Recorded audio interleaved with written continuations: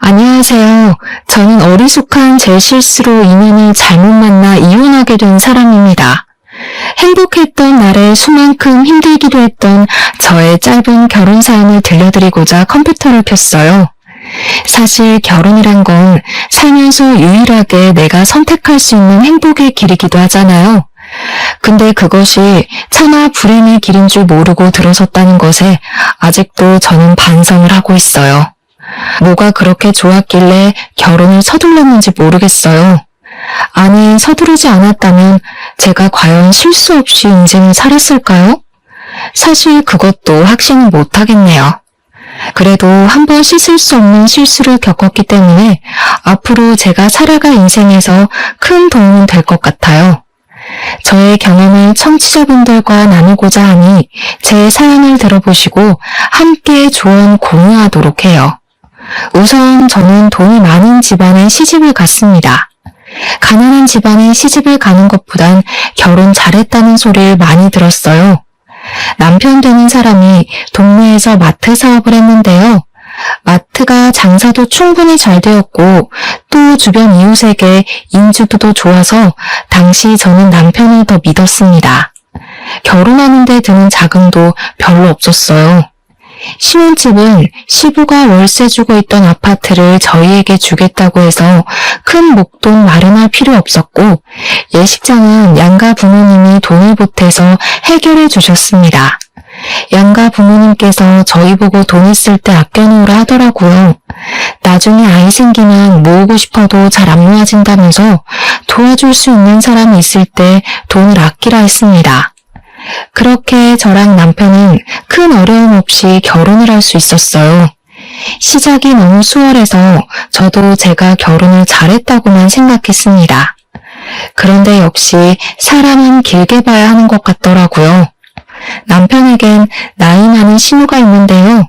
신우는 5살짜리 애 딸린 미혼모입니다. 처음에 신우 얘기를 남편한테 먼저 들었을 땐 안타까운 사정이라고만 생각했어요. 남편도 신우를 참 안 된 사람으로 생각하고 있었고 그래서 남편이 신우를 대할 때 뭐든 조심스럽더라고요. 웬만하면 신우의 부탁을 거절하지 않았습니다. 일단 집안 자체에서 신우의 미혼모 사정 때문에 신우를 굉장히 안쓰럽게 보고 있었어요. 당연히 이건 지내다 보니 알게 된 사실이었습니다. 그래서 그런가 특히 남편과 신우 사이가 너무 좋더라고요. 제가 생각하는 일반적인 남매 모습이라고 하기엔 너무 애틋해 보였습니다. 저는 그걸 보고 식구끼리 상처도 잘 보듬어주고 참 마음이 따뜻하다고 생각했어요. 시모도 처음엔 제게 굉장히 착하게 대하셨거든요.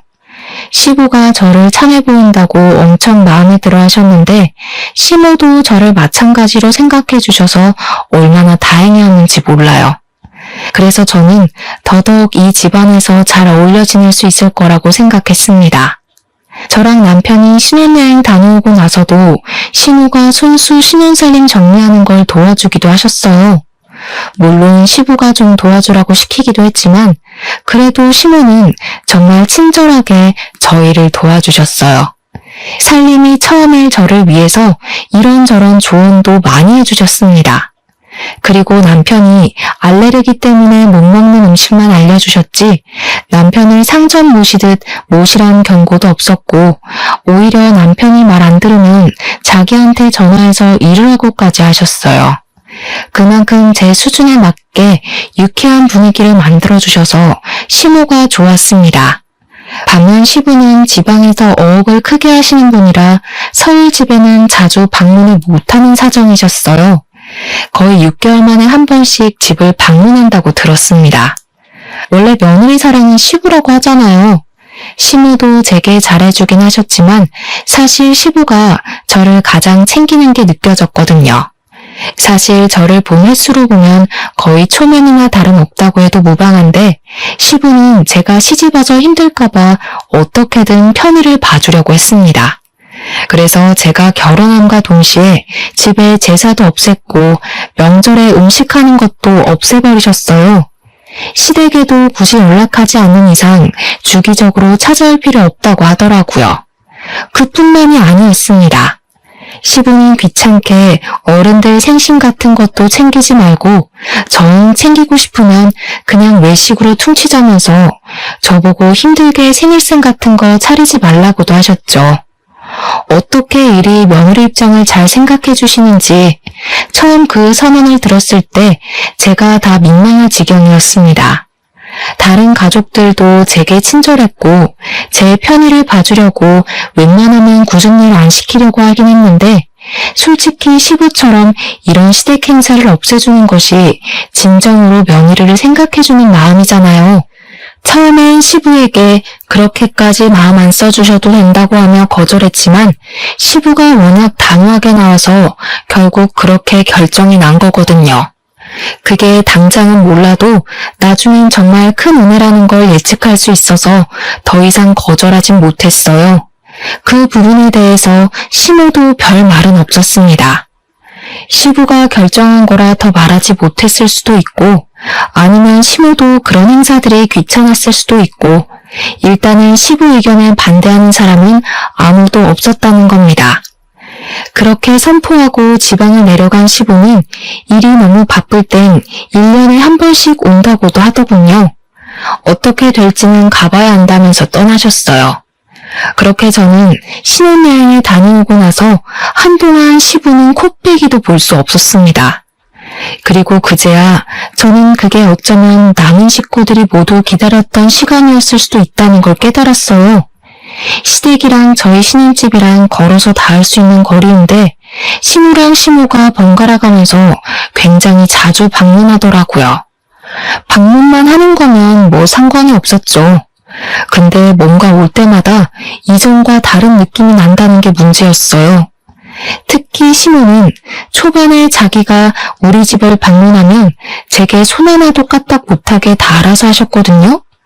화장실 실내화를 뭐 저런 거 샀니? 저런 신발은 물기 조금 닿으면 미끄러운데. 그러다 바깥 일하는 사람 다치기라도 해봐. 너희 밥줄 끊기는 거야. 그리고 내가 계속 지켜봤는데 너 베란다에 화분 정리 아직도 안 했더라?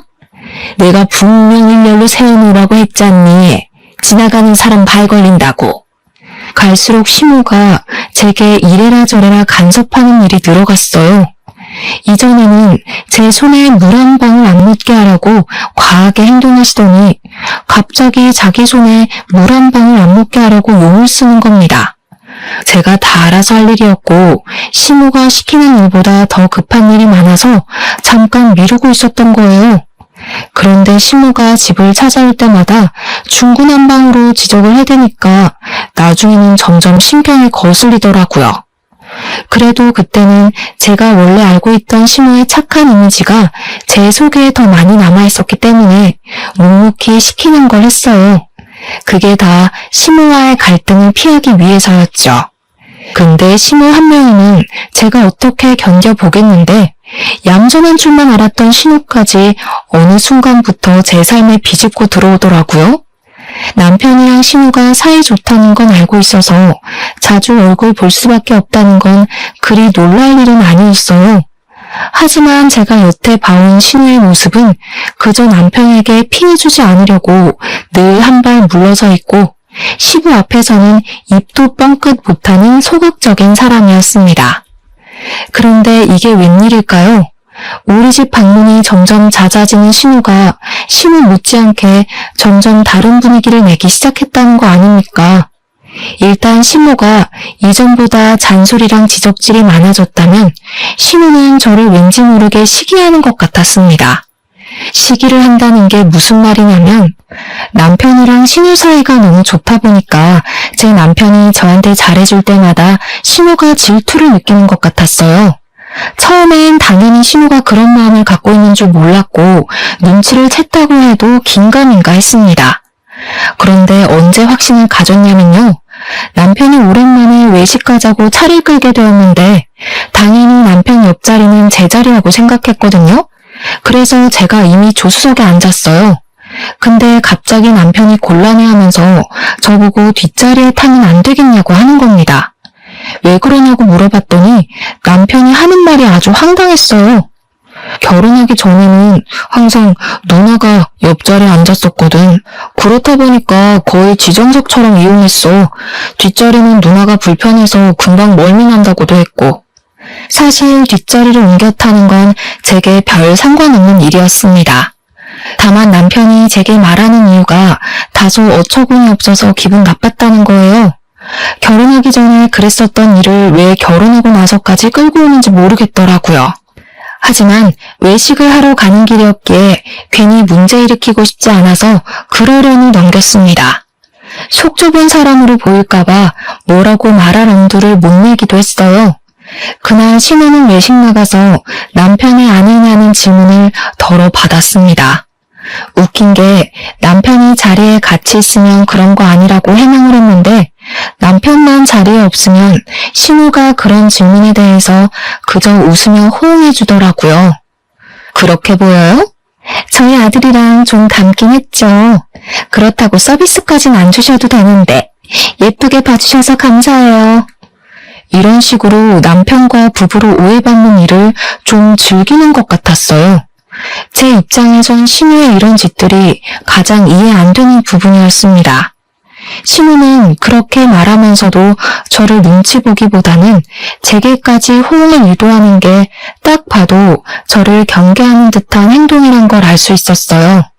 그 이후로도 신우는 남편과 제 사이를 매번 갈라놓는 행동은 종종 저질렀습니다. 그걸 여러 번 보고 나니까 제 안에서 내려진 정의가 딱 하나 있더라고요. 그게 바로 신우가 질투를 하는 것 같단 거였어요. 신우는 되도록 저랑 남편이 같이 있는 꼴을 안 만들려고 했고 남편이 자기에게 더 눈길을 주길 바라면서 관심을 끌었습니다. 그 행동이 도가 지나쳤을 땐 그런 일도 있었어요. 신우가 갑자기 자기 아들을 데리고 와서는 제게 덜렁 넘겨주더라고요. 올케, 제가 잘 몰라서 그러는데 올케는 나이가 있으니까 애들 음식 좀 할 줄 알 거 아니에요? 우리 애 밥 좀 해줘요. 오늘은 제가 급한 약속이 있어서 애 못 챙겨줄 것 같거든요. 그럼 어머님한테 맡기면 되지. 왜 굳이 여기까지 찾아왔어요? 어머님 집에 안 계세요? 어차피 내 동생이랑 약속 가는 거라 여기 오는 김에 올케한테 맡기는 게 나을 것 같아서요. 약속 끝나면 들려서 애 데리고 가면 되니까요. 우리 엄마도 쉬는 날이 있어야 하잖아요. 손주가 아무리 예뻐도 매일 보면 얼마나 지겹겠어요? 저 그때 신우가 잡았다는 약속이 제 남편과의 약속인 걸 알고 얼마나 당황했는지 모릅니다. 제 남편과의 저녁 데이트를 하기로 했다더라고요. 결혼하기 전에도 남편이랑 신우랑 같이 저녁 외식을 많이 즐겼다 하대요. 서로 약속을 잡고 말고를 떠나서 일단 저는 남편이 그 사실을 제게 말 안 해줘서 전혀 모르고 있었습니다. 그러니까 어쩌다 보니 저는 그 둘이 잘 놀라고 대신 애를 봐주게 된 셈이었어요. 너무 어이가 없었지만 이미 벌어진 일이라서 저는 억지로 시조카를 돌봤습니다. 그리고 남편이 귀가할 때까지 벼르고 있었어요. 그렇게 얼마 후 밤 10시쯤에 신우가 신이 난 채로 시조카를 데리러 왔더군요. 저한테 수고했다는 말 한마디도 없이 시조카만 데리고 쌩 나가버렸습니다. 남편이 뒤따라 안 들어오는 걸 보니까 신우를 집까지 바래다 주는 것 같았어요. 그리고 드디어 남편이 집으로 돌아왔을 때 저는 남편에게 여유도 주지 않고 파보였어요. 지금 일부러 나 도발하는 거야? 아가씨랑 약속 있었으면 얘기를 했어야지. 난 아무것도 모르고 있다가 예정에도 없던 육아를 했어. 내가 무슨 베이비시터야? 당신이랑 아가씨 노는데 애나 봐주는 사람이냐고. 이 정도 일이면 적어도 나한테 부탁하는 게 예의 아니야? 화났어? 미안해. 사실 얘기할까 말까 고민했는데 누나가 얘기 안 하는 게 좋겠다고 하더라고. 왠지 말하면 당신 허락 안 해줄 것 같다길래. 당신은 몰랐겠지만 사실 누나가 당신 눈치 엄청 많이 봐. 눈치? 눈치 보는 사람이 나한테 애 봐줘서 고맙단 말도 안 해? 눈도 안 마주치고 애만 챙겨서 나가니? 당신 없을 때마다 아가씨가 당신 같고 남편인 척 하더라. 이 상황에 누가 더 눈치 보고 스트레스 받겠어? 누나는 미혼모잖아. 밖에 나가면 얼마나 사람들 시선이 신경 쓰이겠어. 안 그래도 애 아빠한테 버림받았는데 남동생 좀 이용하는 게 뭐 어때서. 그렇다고 내가 진짜 누나 남편 되는 것도 아닌데 뭘 그런 걸로 예민하게 굴어. 그러니까 당신 말은 난 애도 없는데 아가씨가 불쌍하니 조카도 내가 대신 봐야 되고 아가씨가 불쌍하니까 남편도 내줘야 한다는 거네? 가만 보니까 내가 당신 아내가 아니라 당신 불륜녀가 된 기분이다. 지금 남의 남편 빼앗은 것 같아. 배우자한테 무조건 양보만 바랄 거면 나랑 왜 결혼했어? 그냥 나가서 사랑하는 네 누나랑 조카 데리고 남편 행세하면서 살아. 저는 그날 남편에게 쌓였던 서운함을 다 토로하고 말문을 닫아버렸습니다. 다음날 남편이 제게 대화 좀 하자고 해도 무시했어요. 그랬더니 남편도 자기 나름대로 자기 행동을 돌아본 것 같더라고요. 한 이틀 냉전 상태로 지냈을까? 신우가 우리 집을 또 찾아온 적이 있었는데 그날 남편이 먼저 나서서 신우를 집으로 돌려보냈어요. 제가 남편의 사과를 안 받아주니까 남편이 먼저 행동으로 보여준 겁니다. 그 덕분에 저는 남편과 다시 대화할 시간을 갖게 되었는데요. 남편이 제게 미안하다고 하면서 앞으로 신우를 완전히 외면할 순 없겠지만 제 남편으로서 자기가 자제해보겠다고 하더라고요. 일단 남편이 먼저 사과를 해줬으니까 남편을 믿어보기로 했어요. 남편의 사과 덕분에 저희 관계는 다시 좋아졌습니다. 하지만 역시 후폭풍은 있었어요. 남편이 제게로 돌아서면서 신우를 멀리하니까 역시나 신우가 가만히 있질 않더라고요. 그 뒤부터 신우는 아주 뻔뻔해졌습니다. 얼굴에 철판 깔고 저희 집에 거의 늘어붙기 시작했죠. 심지어 남편의 생일날에도 남편이 저랑 단둘이 보내는 게 싫었는지 그날 우리 집에 와서 하루 종일 있었어요. 남편이 신우더러 가라고 말리는 것도 한계가 있었습니다. 사람이 막무가내로 나오니까 완전 구제불능 수준이 되더라고요. 남편은 또 신우한테만 유독 마음이 약해져서 강하게 하지도 못했어요. 그게 또 제가 불만을 품게 만들었죠. 아무튼 신우가 거의 매일같이 신우집을 찾아오니까 시조카 때문에 하루하루가 정신이 없었어요. 문을 안 열어주면 그만이라 생각할지 모르겠지만 신우가 아이를 데리고 있다 보니까 밖에 오래 세워둘 수가 없더라고요. 신우도 제가 아이한테 마음이 약한 걸 알아서 그런가 일부러 더 오기 부리며 시조카를 꼭 데리고 집을 찾아왔습니다. 시조카가 또 5살이다 보니까 솔직히 얌전하지 않아요. 누구를 닮았는지 집에서 그렇게 뛰어다닙니다. 신경 안 쓰려고 해도 시조카가 이것저것 만지려고 하고 위험하게 놀아서 제가 말을 계속 얹을 수밖에 없는 입장이었어요. 근데 정작 신우는 애한테 손 떼고 하루 종일 휴대폰 하거나 TV만 봅니다. 남편이 올 때까지 집에서 기다렸다가 남편이 오면 남편이랑 수다 떨면서 노는 게 신우의 일과였어요. 그리고 또 하나 있네요.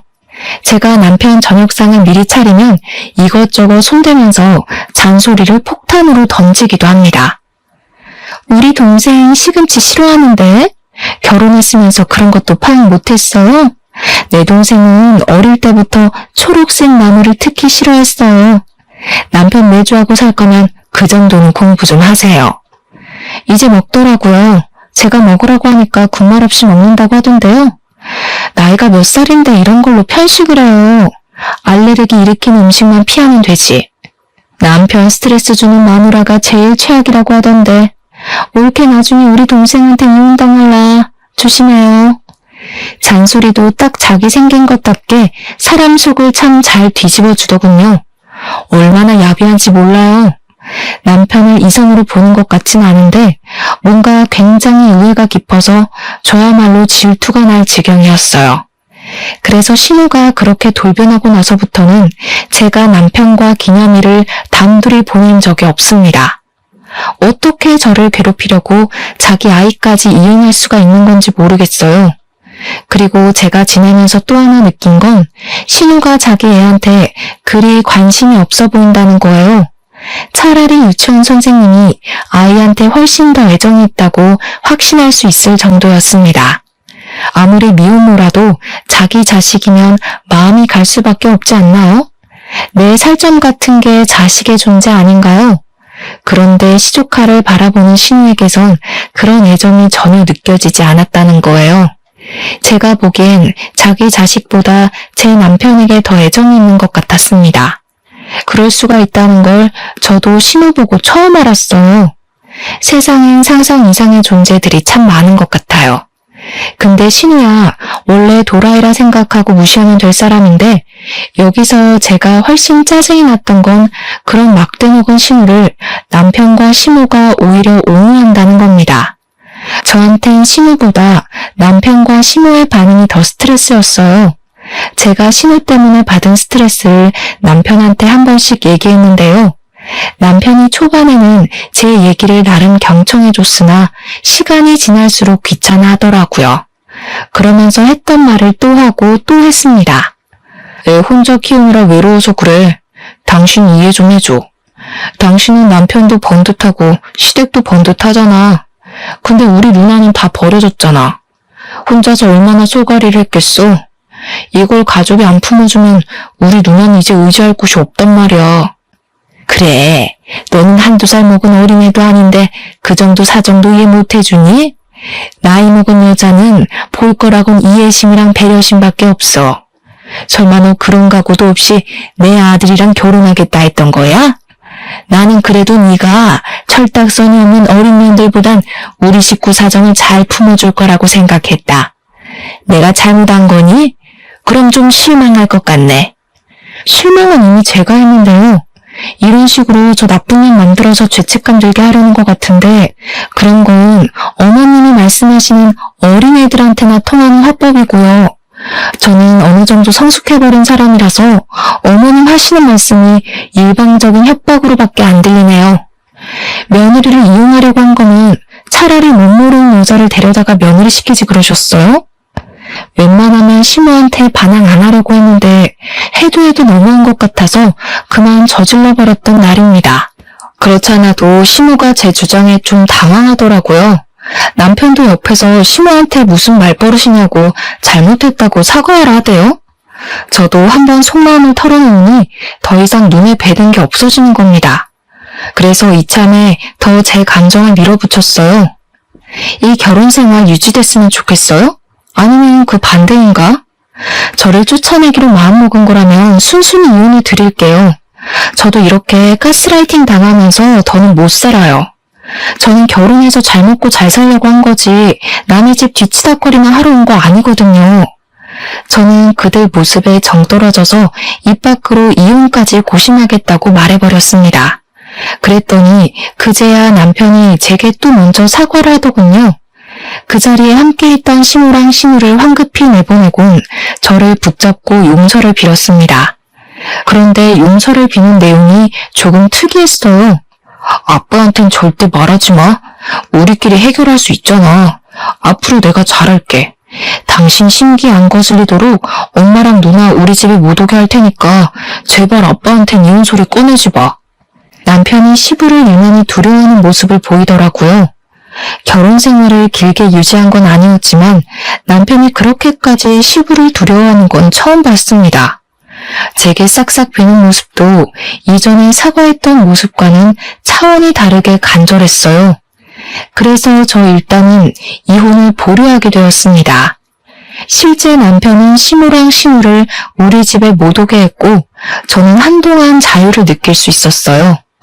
물론 이혼을 언급한 게 그냥 한 소리도 아니었고 이혼 결심을 완전히 접은 것도 아니었어요. 일단은 당장 시부가 제 눈앞에 없기도 해서 보류를 했을 뿐입니다. 결혼한 지 얼마 안 됐는데 벌써 이혼까지 염두에 버릴 줄은 몰랐네요. 그렇게 직장인들이 마음속에 사표를 품고 사는 것처럼 저도 마음속에 이혼을 품고 지내며 시간을 보낼 때였어요. 어느 날 제가 시댁을 방문할 날이 있어서 시댁을 찾았는데 문이 열려있길래 그냥 들어가려고 했거든요. 근데 안에서 시모랑 신우가 심각하게 대화하는 것이 들리더라고요. 그래서 안으로 들어서지 않고 밖에서 두 사람의 대화를 엿듣게 되었습니다. 그리고 거기서 굉장히 충격적인 사실을 듣고 말았어요. 그 두 사람이 시조카에 대해서 얘기를 나누고 있었는데요. 시모가 시조카를 아들이 아닌 동생이라 칭하면서 시모에게 얘기를 하고 있더라고요. 그때부터 저는 무슨 정신으로 그랬는지 모르겠는데 일단 그 대화를 몰래 녹음해 버렸습니다. 그러면서 숨죽이고 계속 대화에 집중을 했죠. 들으면 들을수록 충격적인 사실이었어요. 놀랍게도 시조카는 시모 친자식이 아니었습니다. 바로 시모의 늦둥이 자식이었던 거예요. 얼마나 놀라운 사실입니까? 여태 시조카인 줄 알았던 5살짜리 아이가 제게 도련님이었다는 거잖아요. 게다가 5살이면 아이 친모의 나이가 적어도 저랑 또래 정도는 되어야 하는데 시모가 품기에는 시모 나이가 너무 많잖아요. 솔직히 할머니 수준 아닙니까? 대체 어쩌다 그런 일이 생겼나 잠자코 더 들어봤더니 5년 전 시부가 집을 비운 사이에 시모가 산악회 모임을 다니다가 외간 남자랑 불륜을 저지른 것 같더라고요. 그 불륜남 사이에서 만들어진 자식이었던 겁니다. 그걸 시모가 신의 아들로 둔갑시켜서 시부를 미혼모로 만든 거였어요. 시부는 그 사실을 고스란히 믿고 있는 상황인 것 같았습니다. 다 듣고 나니 이해가 되더군요. 그래서 시모가 그 아이한테 그리 애정이 없었나 봅니다. 그럼 저는 여태 시조카가 아니라 시모 아들을 대신 봐준 셈이 되는 거였는데요. 기분이 정말 이상했고 이 사실을 모르고 있을 시부가 너무 불쌍하더라고요. 근데 시모는 어떻게 자기 애를 남이 데리고 있는데도 한 번도 궁금해하거나 들여다보질 않았던 걸까요? 시모가 제게 아이를 던져줘도 별말 없었던 것 보면 사실 시모도 시모에게 자기 아이를 떠맡기듯 버린 것일지도 모른다는 생각이 들었어요. 대체 아이는 무슨 죄입니까?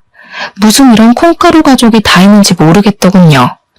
시부가 오랫동안 집을 비우고 있으니까 시모랑 시누가 겁도 없이 이런 강 큰 짓을 저지르는 것 같았습니다. 시부 돈으로 먹고 자고 즐기면서 시부 뒤에선 헛짓거리를 하고 있었다니 어쩌면 이 사람들이 시부 재산까지도 충분히 노리고 있을 것 같다는 생각이 들더군요. 일단 저는 모른 척을 했습니다. 그날 시댁을 방문하려고 했던 것도 포기하고 집으로 돌아갔어요. 휴대폰에 녹음된 내용을 다시 들어봤더니 그렇게 소름이 끼칠 수가 없더라고요. 그들이 숨기고 있던 모든 사실을 다 알고 나서 그들을 지켜보니까 역시나 새로웠습니다. 그래도 시모가 자기 늦둥이 바라보는 시선이 시모보단 애정이 있는 것 같더라고요. 사실 초반에는 그저 시조카에게 할머니니까 손주로서 잘해주는 줄로만 알았거든요.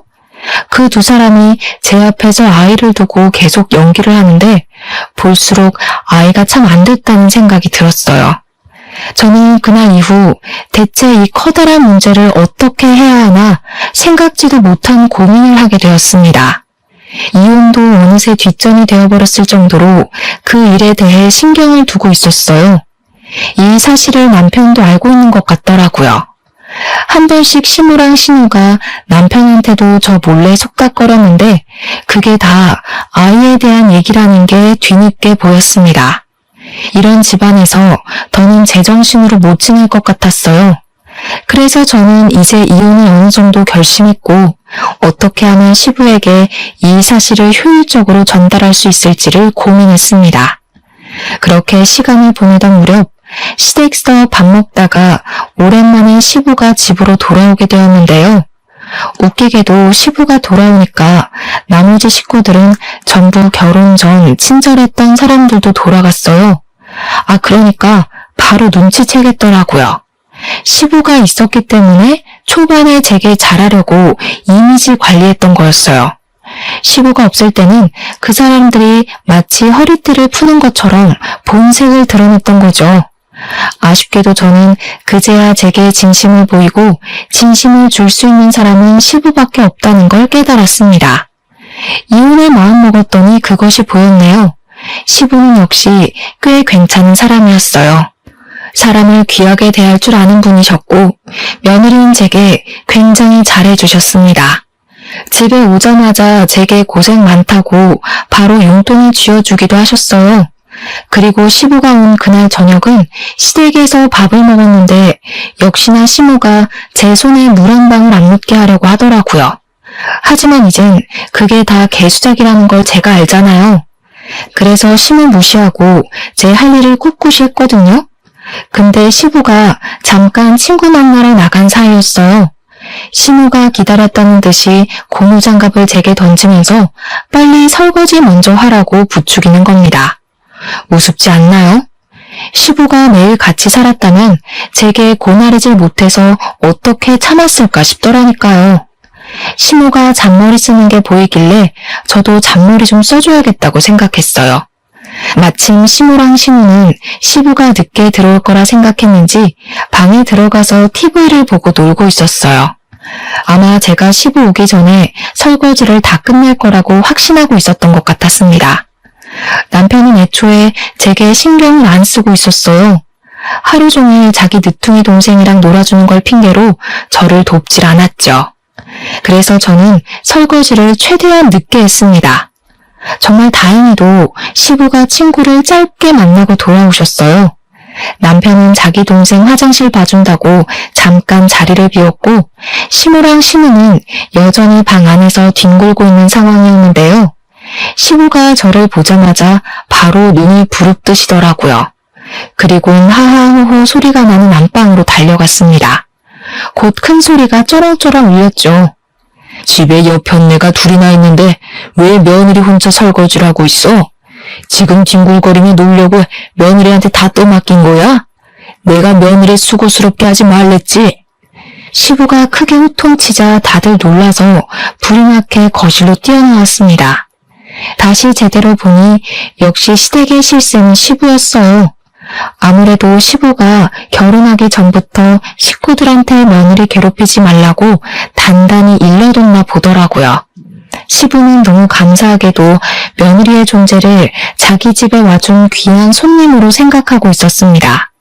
시부 또한 며느리가 시댁에 들어오면 고부 갈등이 있다는 걸 여기저기서 들은 것 같았어요. 그래서 자기는 제게 그런 가정을 선사해주고 싶지 않았나 봅니다. 설마 여태껏 며느리한테 다 떠넘겼던 거야? 나 없는 동안 저런 식으로 사람 괴롭히고 있었어? 아니에요. 무슨 그런 서운한 말을 해요. 내가 잠깐 허리가 아파서 며느리한테 설거지만 좀 해달라고 부탁한 거예요. 당신한테 들은 말이 있는데 우리가 어떻게 며느리를 함부로 시켜 먹겠어요? 맞아, 아빠. 그리고 올케는 이제 설거지 안 하는 거야. 그동안 나랑 엄마가 다 치웠다고. 올케도 손이 있는데 같이 일할 수 있는 거잖아. 세아가 네가 말해봐라. 정말 이 두 사람이 하는 말이 맞아? 내가 없는 동안 이 두 사람이 너 불편하게 한 거 없었어? 시부가 따지는 동안 시모랑 신우가 어느새 그 앞에 무릎을 꿇고 있었는데요. 벌벌 떨면서도 제게 말 잘하라고 눈치를 주더라고요. 그들은 어떻게든 시부의 비위를 맞추려고 노력했습니다. 없는 말까지 지어내면서 아양을 심하게 떨었어요. 그렇게 시부가 부러우면서 감히 불륜을 저질러 불륜남 애까지 시부 집에 들일 생각을 했다니 참 대단하다 싶더라고요. 일이 이렇게까지 되어버린 거 저는 이 좋은 기회를 놓치고 싶지 않았어요. 그래서 고무장갑을 벗고 시모에게 다가가 시모 앞에다 던져주었습니다. 아버님 나가시자마자 이렇게 고무장갑 던지면서 빨리 설거지하라고 하셨어요. 아버님 오기 전까지 끝내라고 하셨는데 제가 손이 느려서 미처 끝내질 못했네요. 늘 저희 집 찾아오셔도 애도 맡기고 일도 시키고 많이 부리셨어요. 저도 어머님이랑 아가씨가 아버님 없다고 갑자기 돌변해서 그럴 줄은 몰랐어요. 얘가 무슨 소리를 하는 거니? 내가 언제 너희들 집에 매일 찾아갔다고 그래? 내가 원래 말투가 좀 센데 네가 착각했나 보구나. 나 원래 누구를 부려먹지 못하는 사람이야. 시모랑 신우가 제발 자기들 살려달라고 제게 처절한 눈빛을 보냈지만 저도 이제 이 지긋지긋한 결혼 생활을 그만하고 싶었습니다. 시부가 집에 계실 때 이혼 얘기를 꺼내는 것이 나을 것 같았어요. 그래서 남편이 그렇게 말렸던 행동을 결국 저지르게 되었죠. 아버님, 저 죄송하지만 이혼할게요. 이건 제가 생각했던 결혼 생활이 아니라서요. 전 어머님이랑 아가씨가 이렇게까지 괴롭힐 줄 몰랐어요. 그래도 남편은 제 편 들어줄 거라 생각했는데 남편까지 어머님이랑 아가씨 편만 들고 그동안 저 외톨이로 지냈어요. 앞으로 이렇게 평생 지낼 자신이 없습니다. 저는 이때까지 신우랑 시댁에서 받았던 불합리한 구박들을 전부 빠짐없이 고백했습니다. 그러자 신우랑 신우 표정이 경악으로 물들었고 뒤늦게 나타난 남편이 저를 잡아당기면서 말리더군요. 그건 시부가 남편에게 한 번 더 호통 쳐주는 덕분에 남편이 소나기에서 풀려날 수 있었어요. 저는 그날을 마지막으로 생각하고 제가 갖고 있는 카드를 모두 꺼내보였습니다. 이 사람들이 그토록 숨기고 있던 엄청난 비밀도 당연히 그 자리에서 밝혔어요. 아, 그리고 이렇게 무서운 사람들이랑은 더 이상 못 살겠어요. 왠지 저까지 정신 이상해질 것 같아서요. 여기 조카가 아가씨 아들이 아니라면서요. 어머님 늦둥이 자식이라고 하던데. 제 말에 시모가 사색이 되더니 무슨 소리냐고 목청을 높였어요. 얼마나 똥줄이 탔으면 시부가 눈앞에 있는데도 벌떡 일어나서 제게 삿대질을 하더군요. 그러거나 말거나 저는 바로 녹음 파일을 틀었습니다. 파일에서 흘러나오는 음성은 누가 들어도 시모랑 신우 목소리였어요. 제가 이렇게 확실한 증거를 갖고 있을 거란 생각은 다들 못했나 봐요. 같이 있던 신우랑 시모 얼굴이 아주 새하얗게 질렸더라고요. 물론 남편도 마찬가지였습니다. 당연히 이 사실을 처음 알게 된 시부가 가장 충격을 받았겠죠. 알고 보니 시모랑 시부는 재혼한 사이였는데요. 남편이랑 시모가 둘 다 시모 자식이라네요. 시부는 시모를 만나기 전까지 노총각이었다가 초혼을 시모랑 한 듯 했습니다. 시부는 고분고분한 시모를 진심으로 좋아했던 것 같아요. 그래서 시모에게 자식이 둘이나 있다고 해도 흔쾌히 결혼을 결심한 거더라고요. 그런데 알고 보니 시모의 모든 모습들이 가식이었단 걸 그날 알게 된 셈이잖아요. 저보다 훨씬 더 충격이 강할 만했죠. 아무튼 시모는 그렇게 시부를 배신했음에도 결코 시부 곁을 떠날 수가 없는 이유가 있었어요. 왜냐하면 제 남편의 사업 자금을 시부가 전부 대주고 있었거든요. 시부는 시모가 자기 몰래 불륜을 저지르고 다니는 줄도 모르고 아들이란 이유만으로 남편을 지원하고 있었던 겁니다. 사실 피 한 방울 안 섞인 남이 아닙니까? 시부가 아빠 노릇하려고 남편 사업을 도운 것 같은데 그럼 적어도 다들 시부에게 아내 노릇, 자식 노릇을 했었어야죠. 숨겨뒀던 모든 사실이 밝혀지자 시모는 혹시나 집에서 쫓겨날까봐 얼굴이 새하얗게 질려버렸어요. 머리 끝까지 열받은 시부가 시모한테 손찌검을 하려고 하자 그때 시모가 먼저 달려들어 시부를 말렸습니다. 그러나 시부는 자기를 똑같이 속인 신우도 꼴보기 싫었는지 사정없이 신우를 밀쳐버렸어요. 한껏 쫄아있는 남편한테 달려가 남편 귀싸대기를 대신 날려버렸습니다. 넌 뭘 한 게 있다고 얼굴 빳빳이 들고 있어? 꼴도 보기 싫으니까 당장 나가. 그리고 내일부터 마트 나가지 마라. 내가 그놈의 마트 다른 사람한테 넘겨줘 버리라니까. 네? 아빠, 제가 잘못한 거 아니잖아요. 엄마가 불륜 저지른 걸 왜 저한테 그래요? 솔직히 저는 아빠한테 다 말하자고 했어요. 근데 엄마가 아빠한테 쫓겨날까봐 무서워서 계속 숨겼던 거라고요. 전 진짜 억울해요. 차라리 엄마랑 누나를 버리고 아빠 밑에 있을게요. 닥쳐. 이미 한통 속이었던 사람을 내가 뭘 믿고 키워주겠어? 먹여주고 데리고 살아줬더니 감히 나를 배신해? 며느리 입에서 저딴 말이 나오게 만들어? 당장 다 꺼져. 시부는 그 자리에서 바로 식구들을 내보내려고 했어요. 그러자 시모랑 신우가 다시 시부 앞에 무릎 꿇고 빌기 시작했습니다.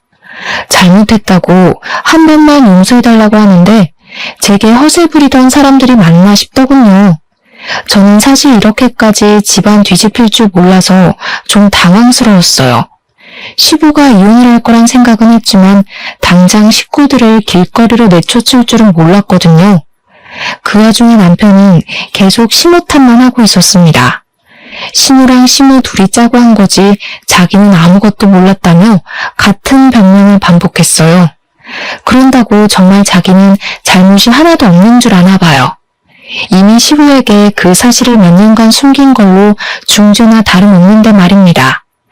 이미 그들은 더 이상 회생할 수 없을 만큼 이미지가 다 박살이 났는데 그런 와중에도 시무랑 시누는 혼자만 살려는 남편이 고가웠는지 남편의 과오까지 알아서 다 밝혀주더라고요.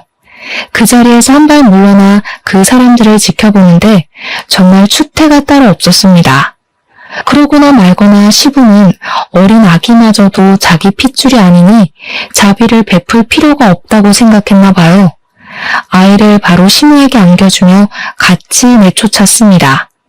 결국 그들은 짐도 못 챙기고 빈손으로 집을 나가게 되었죠.